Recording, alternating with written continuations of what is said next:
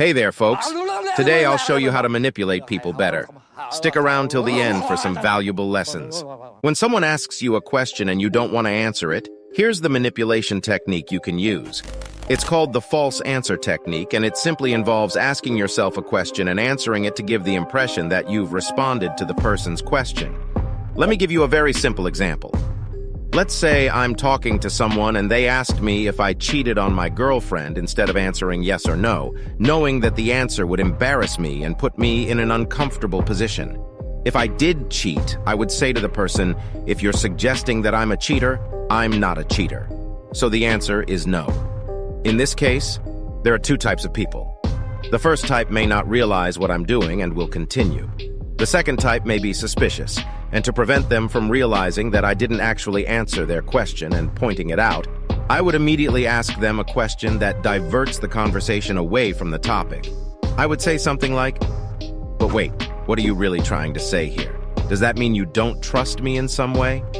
So what does our friendship rely on if you don't trust me?" As you can see, I divert the conversation from the main point, making them justify themselves.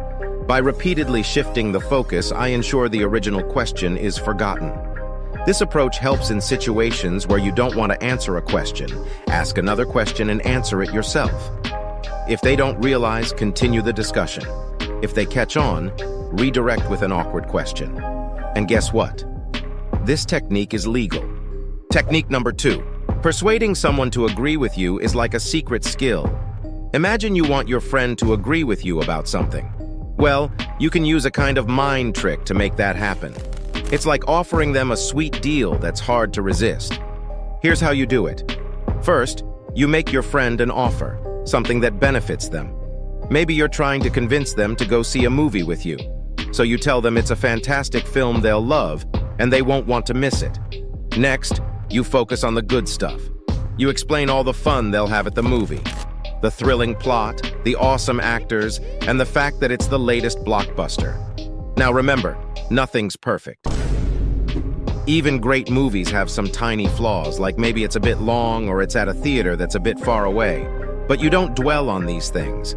Instead, you mention them briefly and then go right back to talking about how amazing the movie is.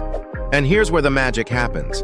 By talking up the advantages and briefly mentioning the disadvantages, you're making your friend more likely to agree with you.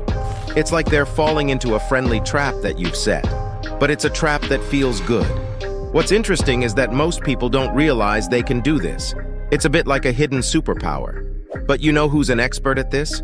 The folks in the marketing world. They use this technique all the time to make you want to buy things. Let's take a quick example. Have you ever seen a chocolate advertisement that says the price of the chocolate has been lowered? It seems like a sweet deal, right? The ad shows a big, bold price drop for that delicious chocolate bar. It's hard to resist. But here's the twist. If you really look at the ad, you'll see something sneaky. The weight of the chocolate has been reduced too, not just the price. So you're not getting as much chocolate as you used to for that lower price. It's a bit like a clever magic trick. This ad fools us into wanting that chocolate bar, even though we're not getting as much as we think. It's like they're playing a little trick on us. Understanding this technique can help you make better choices.